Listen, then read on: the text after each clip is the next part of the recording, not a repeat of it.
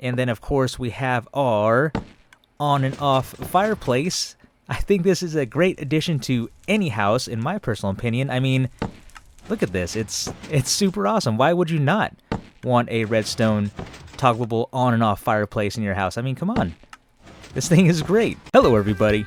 Rogue Fox here, and welcome back to another episode of Truly Bedrock Season 5. This is, I believe, episode 7. Not quite sure because it's been a while since I've been on, but I am excited to be back, and I hope you are too. Now, a lot has changed. First of all, we have a brand new update, and I'm sure it's probably not that brand new. I'm probably a little late to the party, but we are in 1.20 now. We have the cherry blossoms. The wood is looking good. I like the leaf blocks as well. I really haven't found anything to use my brush on yet for the archaeology, but I think this is a very nice update. I really love those particle effects. And currently, I am in our brand new chunk town, which I do believe is being called Cherry Chunk Town, if I'm not mistaken. So there are some builds out here already, and I really hope I'm not spoiling anything because I didn't ask, but we have a tower there.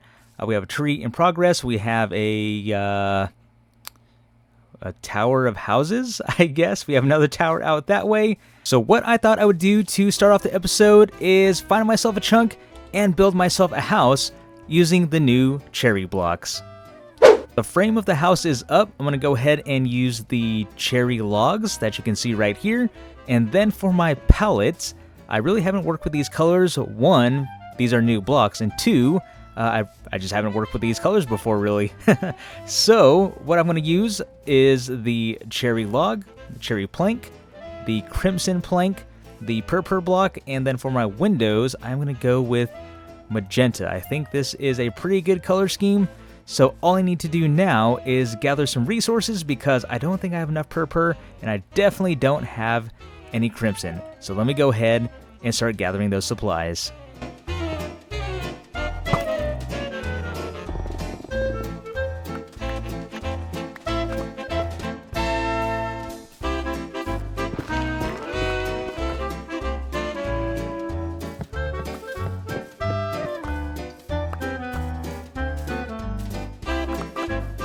There we go. That should be enough to get me through this build. I have more than enough purple blocks for the stairs. The crimson planks, again, should be more than enough, fingers crossed. And then I'm not really worried about the cherry logs and cherry planks. If I do need more, they are up the hill. And then I'm going to do some finishing touches with the pink petals, spread them along the ground. And then I thought it'd be cool to use the azalea leaves and also the flowering azalea leaves for some decoration on the rooftop. First, I'm going to place in the floor. I'm going to go ahead and use crimson slabs just to save on some of the blocks there. And like I said, I believe I have more than enough, but I always like to make sure that I really do. So there is that. And the front door, I think is going to be on this side, so I can go ahead and remove this. And we're going to place a solid block right there. So, wow, now there's two of them. I do not miss these guys. Now it's time to place in the cherry planks. I did bring this block down one. It looks a little weird right now, but with what I want to do, it should come together. So I'm going to place these here. This is going to be where the door goes, and then a window is going to go on the front right here. Now, when I was picking out these colors, I originally wanted to throw a spruce wood in there, that brown, because the very first time I saw this pink plank, for some reason, I immediately thought of like ice cream or cake or candy, and then I even thought of like maybe using a teal color, but I'm happy with the color scheme that I chose, this palette that we have right here, because you can already see this is coming together, and I will get to the purple in just a moment, so you'll see what I'm going to do with that. But let me finish this up here, and I believe I got everything. Awesome. And now it is time to start working on the roof. The purple is in place, at least for this side of the house. I just wanted to show my idea for it. So I'm going to go ahead and use the purple for the trim, and then the roof itself is going to be crimson. So just to continue that palette on the outside as well. And then for this gap right here, what I'm thinking is using a stripped cherry log. So I'm going to place these blocks in right here. I want this to be my window. And let's see, I'll do a temporary block like that. Boom. Knock that out. And then we're going to go ahead and strip this just like that. Just to give some variation in the color with the pinks there. And I think that looks good. So all I need to do now is finish placing the purpur around the outside for the roof trim. And then start placing in the crimson planks or stairs themselves for the roof.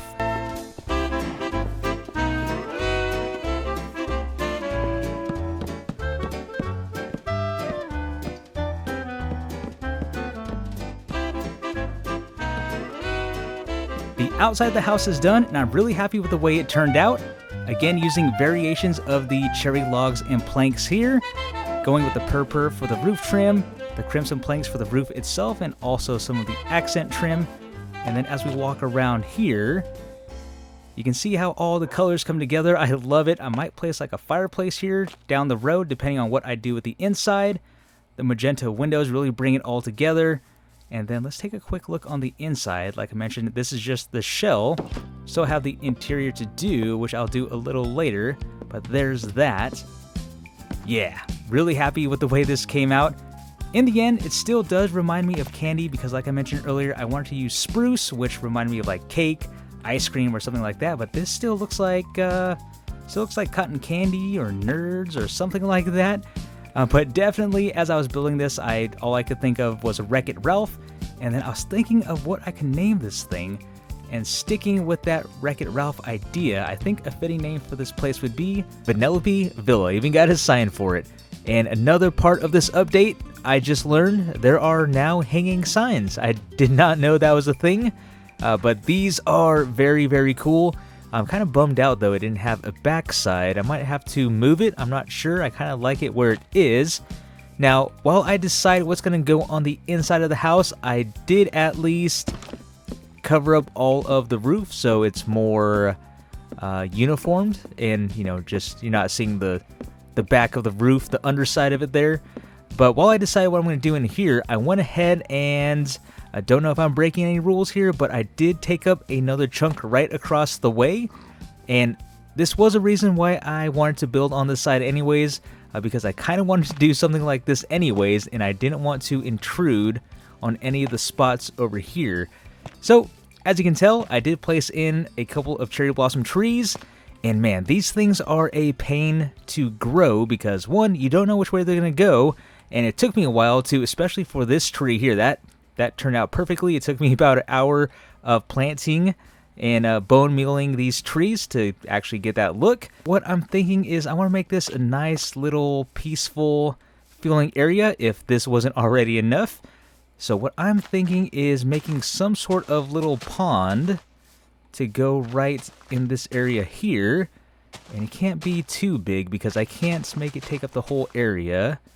I do want to have maybe like a little trail, maybe a bench over here or something like that.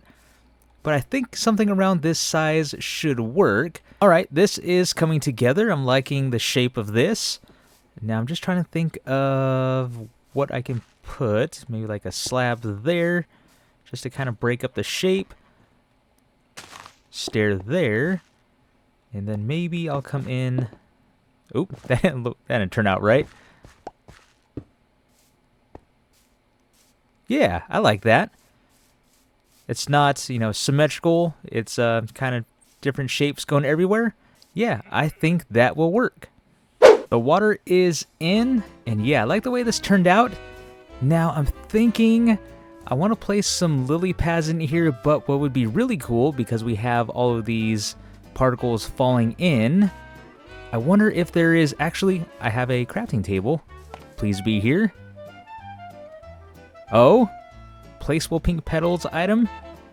I think that will work, because what I'm thinking is I want to put some of these on the water, and hopefully it comes out the way I want it to, but I need to go back to my base and grab some slime. Yeah, I love the way this turned out. I have the flowers facing in different directions just to give it some variety and some type of randomness to it.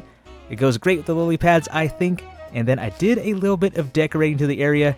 Okay, I did a lot of decorating to the area. It's pretty much done. I don't know what else I could add to it. I have some bamboo here that I topped off with string so it doesn't grow any taller, so it stays always this way. I got one over there, got some of the azalea plants, got the leaf blocks, and this really came together. I put a little bench here like I said I wanted to, and then even added some of the moss blocks here just to break up the grass a little bit. And of course, as you can tell, I placed petals all over the place. And this, I really love the way this turned out. And I really, if I didn't mention it before, I really love these particle effects. It really adds to this area. I also figured out what I wanted to do with the inside. So, as you know, it's been a while since I've posted a video. Decorating was a lot of fun, but I also wanted to do a little bit of redstone. So let's go ahead and walk inside. Now, I definitely have to do some decorating. I just kind of set up camp for the time being. But here we go. Here is the redstone. And for those of you who saw my Truly Bedrock episode, I believe Season 2, Season 3, where I made the winter cabin, I had a fireplace. And this is that same fireplace. As I mentioned before, this is based off a tutorial which I did, I think it said a few years ago. I can't believe it has been that long already. And it's even wired up to this T flip-flop here. So, to show how this works, I just have the floor ripped out so you can kind of see all the redstone. Again, if you are interested in this, you can watch the tutorial. You can see everything in detail. I go through it step by step. But let's go ahead and press the button here. The block swaps, and we have ourselves a nice little fireplace here. And the cool part about this build, and again, referencing the tutorial I mentioned, this is going to be design number 3. The difference in this design being, when you turn it off, the block swaps to be the back of the fireplace. So instead of seeing the dispenser like you just saw, right there, that's always going to be there. This nice little feature swaps it back, so when the fireplace is off, you don't have to look at a dispenser. The floor is back in place, and you can tell I still have a little bit of room to work with as far as decorating goes. Maybe like a pot or a plant in the corners would be cool. Some decorations on top of the fireplace, maybe a painting up here. I have room for a chandelier that I can hang down. And then on this side, I'm thinking maybe like a chair, a table, a chair. And then of course we have our on and off fireplace. I think this is a great addition to any house, in my personal opinion. I mean, look at this. It's super awesome. Why would you not want a redstone toggleable on and off fireplace in your house? I mean, come on. This thing is great. This is going to be the bedroom. Probably going to have a different color bed to match the color scheme here. Maybe like a painting on the wall. I do have my little privacy divider, but kind of not really because you can still see through it. We got the nightstand here with maybe should be candles there instead, but all I had was a lantern. So with that, oh, one thing I forgot to mention about this design. You may be wondering, you saw all the redstone hides under the floor, but what about the back? If we go around to the back here, you can see there is no redstone exposed whatsoever. So that's, again, what I really love about this design. So actually, there is a block. This block is being powered for the dispenser, but again, you can't tell, and that is really the point of it all, is to have a nice little redstone decoration in your house. I think this is a great place to end today's episode. I definitely got a lot done. I got this house built up, just have some interior decorating to do, and then, of course, I built this nice little garden across the way, and just looking at these, I'm really happy with the way these turned out, and I think this would be a great, maybe right here, maybe for the thumbnail. I think this might be the thumbnail. Just got to turn the shaders on, and I can't wait to see how this turns out. Super happy about this, both of these builds actually. So, with that being said, everyone, this is going to be the end of today's episode. I really hope you all enjoyed. This has been Rogue Fox, and I will see you later.